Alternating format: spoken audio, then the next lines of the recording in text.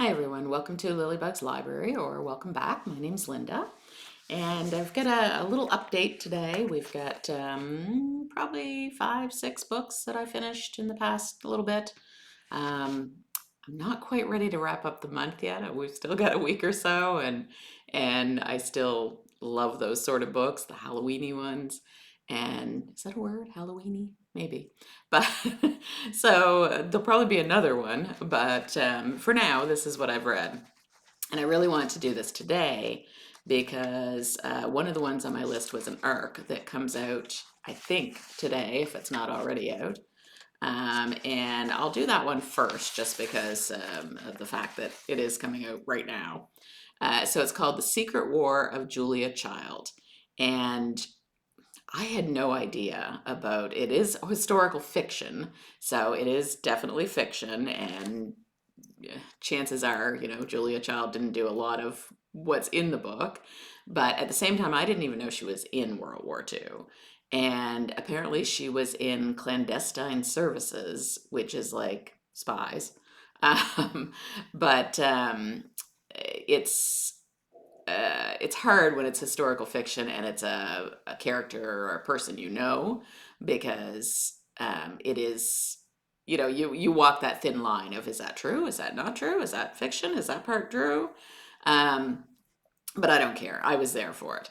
It was terrific, and it talks about how she was in Southeast Asia, she was in India, she was in Burma, thereabouts, China, and it was so fascinating. Like the author did an excellent job, and she actually met her husband over there, Paul Child, and she was initially Julia McWilliams. And she couldn't cook, which kind of fascinates me, I guess, the fact that she was, it wasn't until she was older that she learned to cook.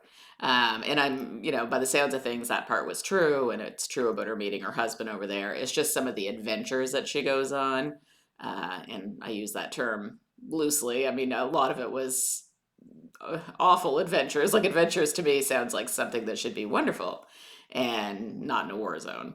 But a lot of those things, of course, were fictionalized, which is fine. I mean, I don't mind that. I did. Some people may not care for that, but it is very clear that it's historical fiction. But I thought it was great. I thought it was all the people that she interacted with, the story of her and her husband, or someday husband, and just her thoughts about herself. Again, you don't know how much of this was actually true, but I could see it being true because she was over 6 feet tall, and so she had a lot of concerns about that. The fact that she was tall, and she was not um, like a petite woman that men are going to fall over. I mean, that's the way she saw it anyway. So she didn't feel as good about herself as she should have. So anyway, it was an excellent book, really well done, really well researched. There was a lot of research that went into it, and you could tell that. Some people talked about it being a little slow because of so much of the place and the atmosphere. I didn't find it that way. Sometimes I do with books if they describe things too much, but I guess because it was parts of the world where I've never been, I found it quite fascinating what it was like and what she went through, and like the rains and the mud and the bugs, and so I thought it was really interesting. And for that one, I would give it 5 out of 5. So I was really glad that was the one that I got from NetGalley. So thank you to them, the author and the publisher, for that advanced copy. And yeah, check it out if you've got any interest in World War II stories, or in Julia Child herself. I think you'd really enjoy it. So the next one on the list is the first in the Dating Monsters series, and this one was called Dating Dracula. And I thought it was cute. It was this girl who ends up, she's gone to a nightclub for vampires. I mean, humans can go there too, but it's run by vampires, I guess. And the world has just kind of got to the point where they're willing to admit there are vampires and that there's rules in place for them not to drink from humans. And she doesn't quite believe it. So she goes there with one of her friends to see if is there like a seedy underbelly to this nightclub. Well, she finds more than she bargained for, and she ends up getting turned into a vampire. And uh, could have died, but she ends up, well, did die, I guess, but she ends up getting turned into a vampire, so now she's undead. And it's all about her journey and the things that she has to learn with being a vampire, and the people that she meets along the way. So, anyway, really cute, just kind of lighthearted and fun. And I would give that one a 4 out of 5. So that one was good. And then, oh my goodness, I read this and it's one of those ones that you hear a lot about, but I kept thinking, I don't know if I'd like it. Maybe. I loved it. It was called Shady Hollow by Janot Black, and it is the first in the Shady Hollow series. And the reason I wasn't sure I would like it is because it is all animals. So the sheriff of, or well, one of the police officers of the town is a bear. The sheriff's a bear too. Um, the reporter is a fox. The um, you know murder victim in the middle of the story is another animal. Like this, just the whole town is nothing but animals. But it's so well done. They did such a great job. It's you almost forget that it is animals and not people that we're talking about, because it has to do with a murder mystery, and so it's you because they have such human characteristics, you kind of forget sometimes that they're not. But it was great. It was there was a certain cadence to the writing that was very soothing, almost old fashioned, like the Borrowers or something. Like it just had that feel about it.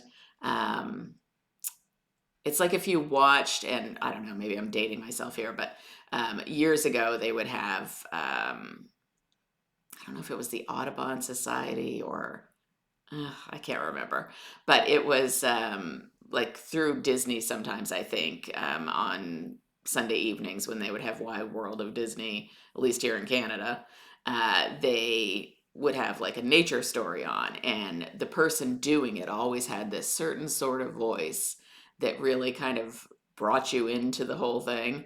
And I felt like this book had that sort of voice, even though I wasn't listening, I was reading, but it had that sort of cadence to it. And the plot was terrific. I could see actually getting my grandsons to read it when they're older. Uh, the whole murder aspect and things. I mean, yeah, okay, maybe not yet, but when they're a little older, I think it would be an excellent book for even for like middle grade or something like that. But I would definitely give that one a 5 out of 5. So the next one I read was called Murder at the Magical Bookshop. So this one was good. It was interesting, a little bit different. The woman in the book, can't remember her name. Nope, can't remember her name. But she inherits this magical bookshop from her grandmother after her grandmother is killed. And she had grown up her whole life kind of hearing stories from her grandmother, but not realizing there was any truth to any of them and not knowing anything about magic.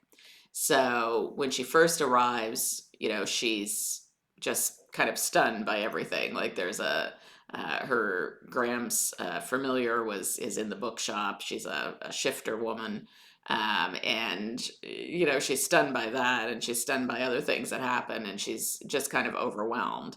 And then as time goes on, she starts to realize she has that magic, and her grandmother had kind of locked it away. And now that her grandmother has died, it's all starting to bubble to the surface. So really interesting, good plot. The main character was really sweet. She had a good relationship with people in the town. There's a coffee shop owner that she grew up with, and that was, I think, probably her grandmother's love interest. So she's, he's almost like a father figure or a grandfather figure to her. And then the police officer in town, he seems to have a lot of interest in her. I don't know, I can't really tell yet if it's reciprocated. Like, you kind of got a hint that it might be, but not a lot yet. So we'll see about that maybe in the next one. And then she starts seeing these magical ley lines everywhere, and it's like these magical lines that go all through the town and connect all the different places together. So she starts to follow those and kind of learn things from that as well as other things. So anyway, I thought it was good. It was I gave it 4 out of 5. So the next one is called Death by Pumpkin Spice, and it's by Alec Erickson. This wasn't one I had planned on reading, but glad I did. So this one, again, it has a bookstore cafe owner. Her name is Christy, and she has a big mess. She has a run-in with this um, person that she had been dating, who apparently won't take no for an answer. So he kind of shows up in the town where she's moved to, and she kind of moved there to get rid of him. And he shows up there and is still pushing her to get back together, but he's not a nice guy. So she has to deal with him. And then she has had I think this is like maybe the second or the third in the series, and it doesn't spoil it, but you kind of find out that she has had a couple of dealings with the police officer there, from other crimes, and she really has strong feelings for him, but he's kind of pushed her aside and not really, like, she thought everything was going great, and then that was it. So she's trying to deal with that, and then another man comes and invites her to this party. So she kind of likes him too, and she's, trying to move on from the police officer, so she says yes. And it turns out this is a big swanky party for the elite. And when she gets there, it's a costume party, and there's 2 or 3 costumes that seem to be the same. And one of these people ends up dead. So it's up to her and this police officer, who's also at the party, to try and solve this case. And it's a locked room scenario, because I can't remember why. I assume there was a storm, but they can't leave the party. So anyway, it was excellent. Really did enjoy that one too.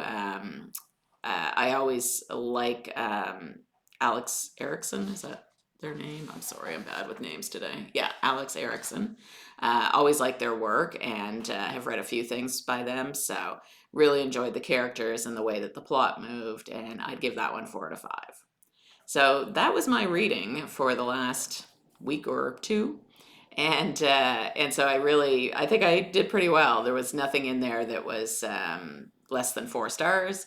And so far, I'm really enjoying this month. I seem to have an excellent reading month going, and just those kind of cozy Halloween sort of mysteries and romances and things. And anyway, so far I'm pretty happy with it.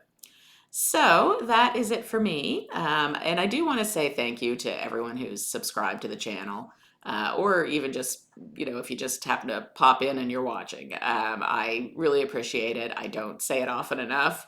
I get so caught up in what I have to tell you, I sometimes forget that. But I do appreciate it. And if you haven't subscribed yet, I'd love if you did below and gave this a thumbs up, because apparently it helps the YouTube algorithm. Don't ask me anything else about that, because I really don't understand it, but I guess it's supposed to help. So anyway, whatever you could do would be great. All right. Hope you have a good day, friends. Bye-bye.